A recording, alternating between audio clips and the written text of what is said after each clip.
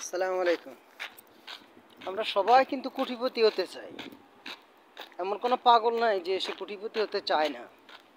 কিন্তু বড় সমস্যা হলো কোন জায়গায়, কোটিপতি হতে হলে যে কোটিপতির মতন যে কষ্ট করতে হবে, কোটিপতির মতো পরিশ্রমী হতে হবে, কোটিপতির মতন চিন্তাভাবনা থাকতে হবে, কোটিপতি যা করে আমাদেরকে তাই করতে হবে, আমরা কিন্তু সেটা করতে রাজি না।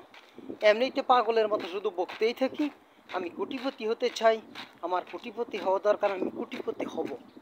কোটিপতিরা যেমন 24 ঘন্টা পায়, সাধারণ যে কোনো ব্যক্তির জীবন প্রতিদিন 24 ঘন্টায় পায়। একজন কোটিপতিকে যতটা হাত দিয়েছে, পা দিয়েছে, চোখ দিয়েছে, আমাদেরকে সবই দিয়েছে। কোটিপতিরা কখনো বসে বসে গল্প গুজব করে, টেলিভিশন দেখে এইভাবে সময় অপচয় করে না। আর এই কারণে কোটিপতিরা কিন্তু দিন দিন কোটিপতি হয়ে যাচ্ছে। আর আমরা যারা কোটিপতি হতে চাই কিন্তু কোটিপতির মতন এভাবে সময়কে ব্যবহার করি না, আড্ডা দিয়ে সময় নষ্ট করি, গল্প গুজব করে সময় নষ্ট করি, টেলিভিশন দেখে সময় নষ্ট করি, এদিক সেদিক সময়টাকে আমরা বেশি অপচয় করি। কোটিপতিরা প্রতিটি সেকেন্ড অর্থের পিছনে ব্যয় করে।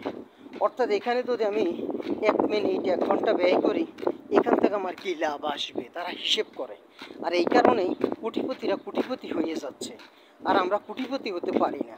আর আমরা কোটিপতি হতে পারি না, এটা আমাদেরই ব্যর্থতা, এটা আমাদেরই দুর্বলতা, আমাদেরই সমস্যা। এখানে আল্লাহর কোনো সমস্যা নয়। যে উপরওয়ালা আমাকে সৃষ্টি করেছে তার কোনো দোষ নেই। যাকে কোটিপতি বানাইছে আর আমাকে ভিখারি বানাইছে, এটা আল্লাহর দোষ নয়, এটা আমার আপনার দোষ।